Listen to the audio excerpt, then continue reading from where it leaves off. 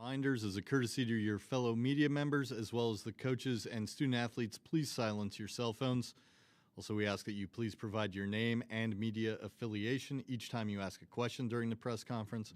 If you're joining us via Zoom, please use the raise hand function for questions. We will address questions in the room first and get to Zoom if time allows.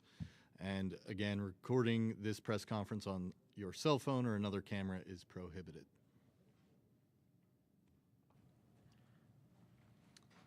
So from Norfolk State, we have Diamond Johnson and Kira Wheeler.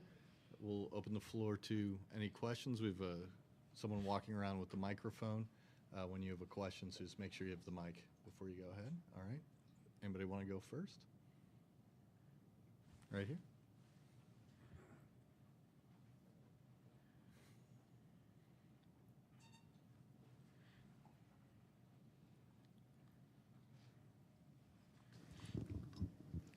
Mia Berry with Anscape, Diamond, Mimi, for both of you. Both of you come into this tournament a lot of experience in terms of NCAA tournament appearances. What are some lessons you guys have learned from previous experiences being in this tournament that you are hoping to, get a different result this time? Really coming in, just knowing that we have to be extremely disciplined. A lot of mistakes that we made previously, we're not allowed to make the mistakes in the game tomorrow, and just also knowing what's at risk. We've been here 3 times now. The first time it was kind of a shock, but now it's not a shock to us anymore. It's just kind of us being determined and knowing what's at stake. I'd say we can't start off slow. A lot of our games, we start off slow, down by 20, down by 15, down by 10. Against a team like Maryland, we cannot start off that far. It's going to be hard to come back. But like Mimi said, just discipline, the little mistakes we was making in previous games we can't make because they're going to capitalize off of it every time. So we got to be disciplined. We got to play our game, come to the game confident, and compete like we do every game.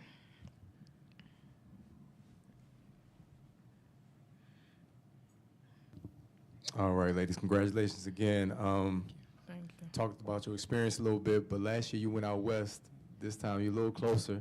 So how excited are you about the potential to see more green and gold in the building tomorrow? It's good. Like you said, we close to home. Got a lot of family up here. Our other teammates do as well. Sitting in the seat last year, like you said, we was in Cali.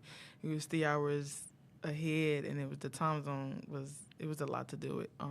So we're kind of fortunate enough to be close to home, kind of have a good fan base tomorrow, and just the support that we need to make it sure we feel like a home game. So it feels good. It feels really good just to be close to Norfolk State and having our fans being able to come and just come support us. And I think it's going to be a lot more green and gold than we saw in previous years. And I'm just excited. We had a fan bus come up here, so it's definitely going to be packed out with green and gold. Very cool. Sorry, I'm putting you out of work today. But Diamond, started your career off in the Big Ten. You're very familiar with the Brenda Free's Maryland team. What are you really telling your teammates about what to expect when it comes to playing Maryland? I just say it's going to be more of a guard game. Maryland likes to play fast. They guards can go. It's kind of like a free system. That's kind of what it's been. They got a lot of good guards. They do have some good bigs as well. But as far as what they do, they try to stay with their man. They can switch with the bigs because the bigs is, active and stuff like that. So it's going to be more of a guard game, but just know we got bigs like Big Mama and McCoy and Sierra to hold down the paint as well and do what they do on the offense and defensive end.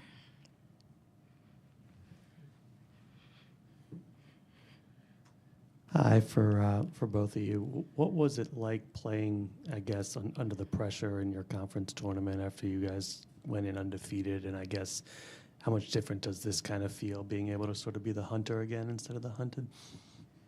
It was really no pressure coming into the conference tournament, not saying it it wasn't a challenge, but it was just because we had a lot of experience and also this this group is very mature. Like, I've been playing with Coy for 3 years. I've been playing with Naya for 3 years. I've been playing with Donasia for 3 years. Me and Diamond have a great connection, and it's only been 2 years with us, but we spent a lot of time together. So it was really no pressure because we didn't been put in every situation possible in the last 3 years. So I think like it was really no pressure. It was just kind of second nature to us. Yeah, kind of piggyback off what she said.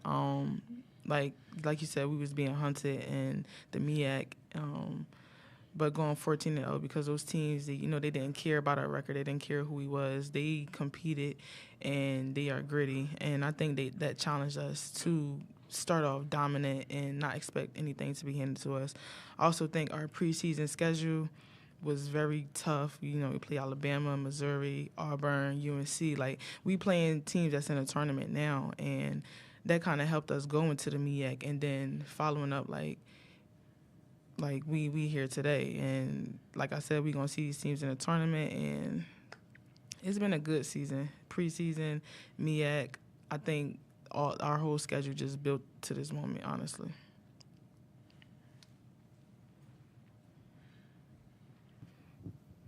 All right, this is my last question for now to y'all. How excited are you all to show your brand of basketball, like your depth? Like, y'all got a lot of dogs on the bench. Y'all play tough. Ajane, Debria, like, I think y'all have a lot of depth that people don't know about. So how excited are you to show what Norfolk State is all about and just how y'all play so tough all season? I'm very excited. I think we got a lot of underdogs on our team that people don't know about. Like you said, a lot of the attention gets put on Diamond or gets put on me, but if you worry about me too much, you don't know that AJ's coming at you. You don't know that Bree's coming at you. And I think we just have a lot of talent there, and we have a lot of maturity. Naya's a great shooter, but people don't know that because she barely shoots the ball. She's a facilitator, but you can't leave her open. So I'm excited to play on a national stage and just really giving us a chance to show what we got, because I feel like it's been hindered all year, but now's the time. Yeah, like she said, and like you said, we got a lot of people that can score any given night 15 plus. It's been a lot of times where it wasn't just me or Mimi leading us in scoring or just rebounding. It's been a lot of other guards, like, it's like Debria, Donasia, McCoy, AJ. So that kind of shows the kind of team that we has that, like she said, you just can't focus on one or two people because you got 4 others that can just come out any given night and do what they do. McCoy, she was a big piece. She wasn't here last year with us, but this year she's here, and she's been a big piece, and just bringing that energy and, rebounding the ball and just sprinting the floor and stuff like that. You can't leave her open either. Like she said, Naya, like, it's a lot of pieces, and that's just what we're going to showcase in this tournament. Come on now, Mia, say it. Hey, I came loaded. For both of you, I've seen Twitter from X. You guys have been very active. The whole world has been active when they talk about the brand of HBCU basketball we've seen in the tournament this far. So for both of you, how has it been seeing other HBCU teams in the SWAC show out, and how does it feel to finally it's your turn? I mean, I've been preaching about that since I've been at NSU. Like, HBCUs, we kind of like the underdog. Like you said, the SWAC, the MEAC. Not a lot of people know about, a lot of HBCUs, but it's good to see Southern pull out they win. And now they going dancing again, even though, they had to do they play-in game. But it's good to see because it's not just for us. It's for literally every HBCU in the world, or even just mid-majors at that, that don't get the recognition that I feel like they should. But it's good to see the game of basketball just growing as a whole, not just P4 or even mid-major schools, but even HBCUs. It's on the come up, and I've just been excited to see that the past 2 years. Because when I was at a P4, I ain't gonna lie, I didn't know much about HBCUs either. So this kind of opened up my eyes to a whole different avenue. So it's definitely good to see.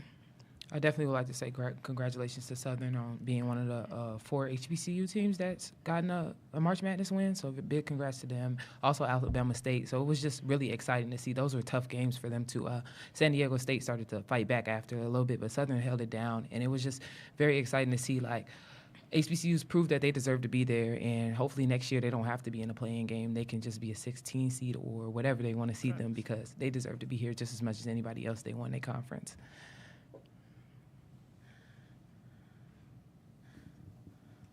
Just stay close. I'm sorry.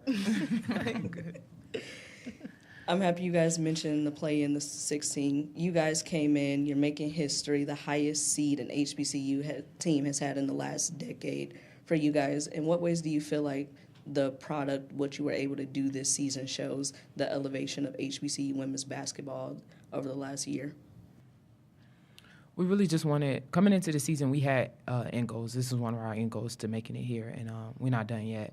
And I just feel like we prepared for this. Like, it was June, and a lot of schools wasn't in there, but we was working. Me and Diamond was working.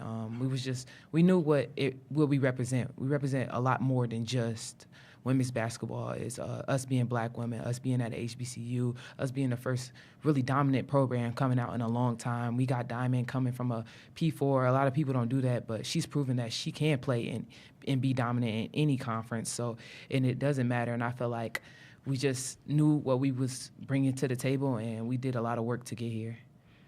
Yeah, we was working hard. I mean, if y'all was there when we was doing them hills and them steps and them doubles, like it was a lot of work that was being put into it. And like she said, this was definitely one of our goals. Like towards the end of the season, we was checking, like, you know how to bracket update and stuff. We like, where we gonna be? Where we gonna be? They got us playing this, so it was kind of like good to see. That, like, we got a 13 seed. 3 years ago, they started off at 16 playing South Carolina. Last year, we was a 15 playing Stanford. So this year, we're 13 playing Maryland. So each year, it just progressed, and that just happened with our team just working hard, our coaches working hard, doing scout film, practices and everything. Wish y'all could see a practice, because we look like we love each other, and practice is literally just battles every single day. But it's definitely a good feeling once you know the hard work pays off. Like, this was definitely one of our goals. And like she said, we're not done yet, for sure. If we don't have any other questions at the moment, I'll take one from Zoom. I think.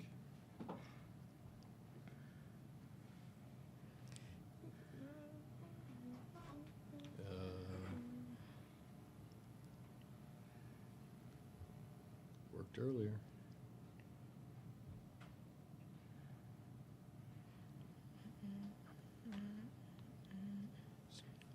Struggling there to get him. Okay. Rob, you can go ahead with your question. Diamond and me, good to see you guys. Rob Knox here from the Next. Hola. Hola. Can you congratulations on everything that you all accomplished. Obviously, it's been nice to be able to document it this year. One of the things I haven't asked either one of you all, can you just talk about the how has Coach Vickers really helped you all develop on and off the court this year and embrace the expectations that you all had?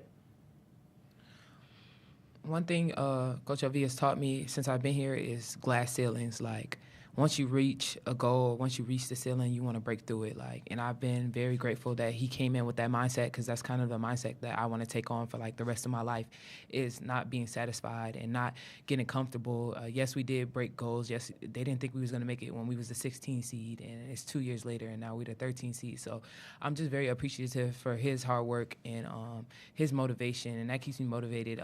I love his level of competition. He always wants to compete, and I'm a competitor all around. So just being around that environment, that helped me grow a lot. Yeah, I will say the same thing. There's a lot of times where he got me outside of my comfort zone, whether that's in life or whether that's on the court.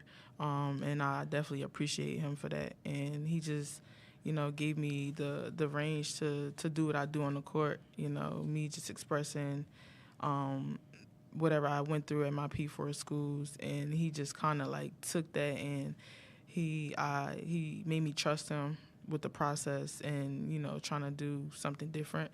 And I thank him for that as well. Another big piece is that Coach Fox, she was in the gym with me. She's been in the gym with me for the past couple years, and she just shows me what hard works look like. They both do what hard works look like. Whether that's film, practice, they always challenging me. Like he always say I don't jump on my pull up, and I be like I did jump, but then I look back at like dang, I only took this much inch off the ground. But he say like little remarks like that, which pushes me and make me just do better the next time. Rob, do you have any other questions? No, I'm good. Thank you so much. Yeah, no problem. If we don't have, do we have any other questions in the room? No, I don't think so. So you're good? Okay. If that's the case, then we'll let Diamond and Kira take off. Thank you for joining us today. And good luck Thank you. Thank y'all for having us. Recording of this press conference in the NCAA Digital Media Hub at ncaa.veritone.com. Transcripts are provided by ASAP and will be posted shortly. Thank you for joining us.